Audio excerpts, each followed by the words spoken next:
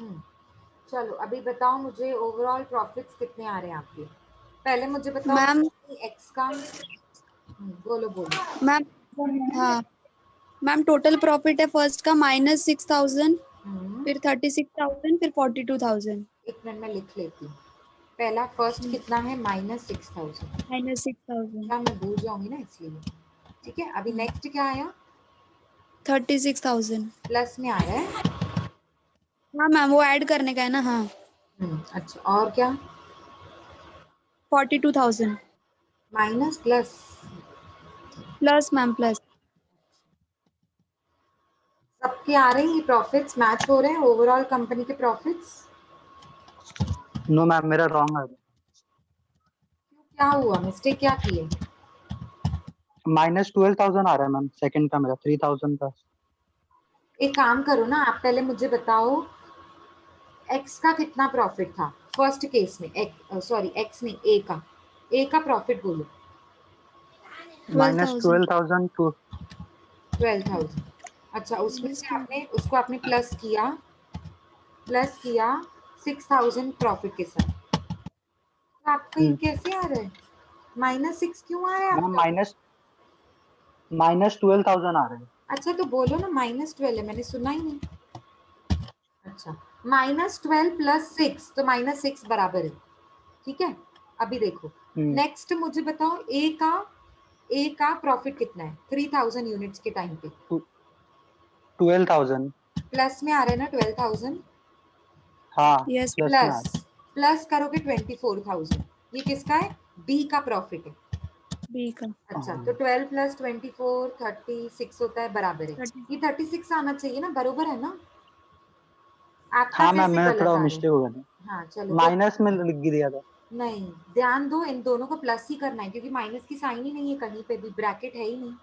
चलो अभी third case में मतलब 6,000 यूनिट्स के टाइम पे कंपनी ए का, डिवीजन ए का प्रॉफिट कितना था? डिवीजन ए का 84,000। 84,000। 84,000। और इसको प्लस करोगे -42,000 के साथ, क्योंकि लॉस कितना आया है कंपनी बी का? -42,000। कंपनी नहीं, सॉरी, डिवीजन बी का लॉस आ रहा है 42। आपको ऐसे सॉल्व करना है मतलब। तो ये आपका आंसर आएगा 42। कैसे आया 42?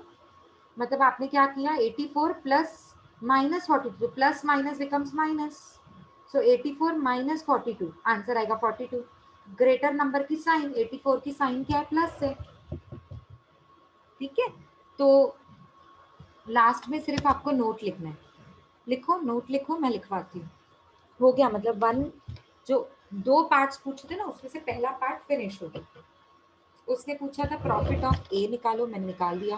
प्रॉफिट ऑफ डिवीजन बी निकालो, वो भी हमने कैलकुलेट कर लिया। अब वो पूछ रहे प्रॉफिट ऑफ ओवरऑल कंपनी, वो भी हमने कैलकुलेट कर लिया। ठीक है, अब सिर्फ लास्ट में एक नोट लिखना है जैसे हमने पहले लिखा था। बड़े ध्यान से यहाँ पे देखो, उसने पूछा का क्वेश्चन में क्या पूछा है? एक मिनट, हाँ कहाँ गया ये? यहाँ पे पूछा है ना, देखो, determine sorry state the selling price which maximise the profit of division B and division sorry and company as a whole. मुझे बताओ डिवीजन बी को देखो, डिवीजन बी सबसे ज्यादा बड़ा प्रॉफिट कौन से बैच में आ रहा है? 3,000 के बैच में वेरी गुड, 24,000। वेरी गुड, 24,000, मतलब 3,000 के बैच में आ रहे हैं। यानी कि 80 पर यूनिट डिवीजन बी के लिए बेटर है। लेकिन कंपनी के लिए कौन सा बेटर है? कंपनी के लिए तीनों प्रॉफिट्स देखो, कंपनी के तीनों प्रॉफिट्स, सबसे ज्यादा प्रॉफिट कहाँ हो रहा है कंपनी का? 6,000 बैच में मैम। हाँ, मतलब लास्ट बैच में 6,000 के बैच में।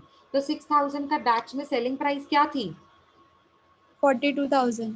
हाँ, अगर नहीं, सेलिंग प्राइस क्या थी? सेलिंग प्राइस अच्छा, सेलिंग प्राइस मैम 50, 50, 6,000। अच्छा, 50, 50 था। हाँ। 50, हाँ। मतलब सेलिंग प्राइस, मुझे मुझे ना आंसर उनको सेलिंग प्राइस के फॉर्म में देना है। डिवीजन बी के लिए कौन सी सेलिंग प्राइस बेटर है? 80। और ओवरऑल कंपनी के लिए कौन सी सेलिंग प्राइस बेटर है? 50। ये मुझे आंसर 50। देना है। लिखो लिखो, the selling price of rupees 80 per unit, the selling price of rupees 80 per unit maximizes the profit of division B, maximizes the profit of division B। मतलब डिवीजन B का सबसे ज्यादा प्रॉफिट यहाँ पे ही मैक्सिमाइज हो रहा है ना 80 पर यूनिट पे, वो बता रहे हैं हम। whereas the selling price of rupees 50 per unit, 50, the selling price of rupees 50 per unit maximizes the profit of overall company, maximizes the profit of overall company। ठीक है, that's it। मतलब अब आप मुझे बताओ, उसने लास्ट में पूछा है जो ओवरऑल कंपनी का प्रॉफिट है क्या वो डिवीजन बी को सिलेक्ट करना चाहिए? जो ओवरऑल कंपनी का प्रॉफिट है it should be selected by division B, yes और नो कमेंट करो। तो ओवरऑल कंपनी ने कितना प्रॉफिट सिलेक्ट किया था? वो सेलिंग प्राइस सिलेक्ट कितना किया था? 50। ध्यान से सुनो, कंपनी ने कितना प्रॉफिट सिलेक्ट किया? 50। डिवीजन बी ने कितना, सॉरी 50 नहीं, मैं रॉन्ग स्टेटमेंट यूज कर रही हूँ, I will use the correct one. Overall company ने सेलिंग प्राइस कितनी सिलेक्ट की? 50। डिवीजन बी ने सेलिंग प्राइस कौन सी सिलेक्ट की? 80। उसके लिए 80 बेटर है, लेकिन ओवरऑल कंपनी के लिए 50 बेटर है। तो ओवरऑल कंपनी के हिसाब से अगर डिवीजन बी चला, उसने भी अगर 50 रुपीज का सेलिंग प्राइस चूज किया, तो उसको तो नुकसान हो रहा है। ये देखो, उसको तो नुकसान हो रहा है ना, 42,000 का दिख रहा है। Yes ma'am. तो मतलब उसको सिलेक्ट नहीं करना चाहिए। लिखो, therefore division B should not opt for selling price of rupees 50 per unit, division B should not opt for selling price 50 per unit। क्यों? देखो, क्योंकि उनका 24,000 पहले प्रॉफिट हो रहा था और यहाँ पे 42 नुकसान हो रहा है। तो ये देखो 24,000 का प्रॉफिट, ठीक है, माइनस ब्रैकेट 42,000 का लॉस। मतलब अल्टीमेटली उसका लॉस ही हो रहा है ना, लॉस कंडक्ट कर रहा है ना वो। ठीक है, तो कैसे लिखोगे आप नोट में? Because it incurs loss, because it incurs loss at that point of selling price, at that point of selling price। समझ में आया? सबको क्लियर है?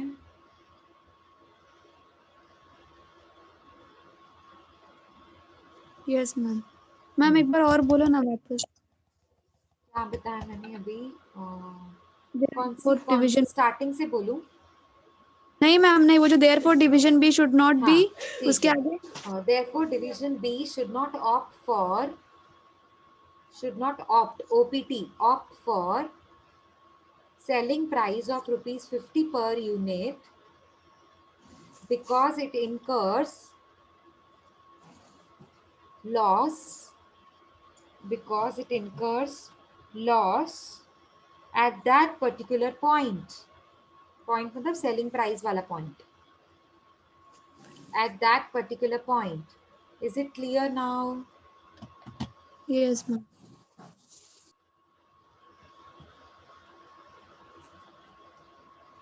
So finally we are done with transfer pricing chapter। Sum number 5 आपके लिए homework है, कुछ doubt होगा तो आप नेक्स्ट लेक्चर में क्लियर कर देना। कुछ नहीं है, बस वो ही कैलकुलेट करना है आपको, ट्रांसफर प्राइस कैलकुलेट करना। देखो मैम एक बार वो क्वेश्चन नंबर 5 दिखा दो ना, फिर स्क्रीनशॉट ले लेते हैं इसका। ये रहा क्वेश्चन नंबर 5, ये रहा। एक मिनट रुको। देखो, a company has two divisions, division A and B। Selling numbers दिए 2 लाख, जो 2 लाख ये दिए ना, ये क्वांटिटी है। The budget of selling 2 lakh numbers मतलब क्वांटिटी होता है of a particular component X to fetch a returns of 20% on an average assets employed, मतलब ये दिया हुआ है ROI, returns on average assets मतलब ROI, returns on assets ROI, investments को एसेट्स भी बोल सकते हैं, ठीक है। तो 20% जो दिया हुआ है वो आरओआई है। The following particulars of division A are as follows. Fixed overheads दिए हुए हैं, मतलब ये फिक्स्ड कॉस्ट है। वेरिएबल कॉस्ट भी दिया हुआ है 1 पर यूनिट, आप उसको नंबर ऑफ यूनिट्स 2 लाख के साथ मल्टीप्लाई करोगे तो अमाउंट मिल जाएगा आपको, मतलब दोनों कॉस्ट आपको मिल गई, fixed cost plus variable cost. उसके बाद दिया हुआ है एवरेज एसेट्स, एसेट्स का मतलब होता है investments, sundry debtors, inventories, plant and equipment, तीनों को ऐड करोगे 2 लाख प्लस 5 लाख प्लस 5 लाख, तीनों को ऐड करोगे तो आपको जो ऐड करने से मिलेगा वो होगा टोटल इन्वेस्टमेंट। टोटल इन्वेस्टमेंट का 20% आरओआई है, तो आपको मिल जाएगा टारगेट आरओआई। टोटल कॉस्ट में टारगेट आरओआई ऐड करोगे तो ट्रांसफर प्राइस मिल जाएगा। इजी लग रहा है? Yes ma'am. ठीक है। सो आपको ये खुद से करना है, ठीक है। यहाँ पे देखो उसने कैलकुलेशन की भी हुई है क्लियर कट। कैपिटल एम्प्लॉयड आपका 2 लैक्स प्लस 5 लैक्स प्लस 5 लैक्स मतलब 12 लैक्स था। 12 लैक्स का 20% आरओआई आपका हो जाएगा, सॉरी टारगेट रिटर्न्स आपका हो जाएगा 2 लाख 40, ठीक है। 2 लाख 40 के बाद इसने नीचे यहाँ पे target returns 2 lakh 40 total cost में ऐड किए, तो आपको मिल जाएगा ट्रांसफर प्राइस। और ट्रांसफर प्राइस को 2 लाख नंबर ऑफ यूनिट से डिवाइड करने का, तो आपको 4.70 पर यूनिट मिलेगा, जो कि इंपॉर्टेंट पर यूनिट ही होता है 4.70, ठीक है। ये नीचे वाला स्टेटमेंट आप मत बनाना, आपके लिए इस सम में ट्रांसफर प्राइस कैलकुलेट करना इंपॉर्टेंट है। That's it. Is it now clear everyone? Any doubts? No ma'am. तो आप ये 5th सम कर लेना और हम लोग नेक्स्ट लेक्चर में न्यू चैप्टर से स्टार्ट करेंगे, marginal costing. Is it okay? Yes ma'am. Okay. So shall we wind up for the day?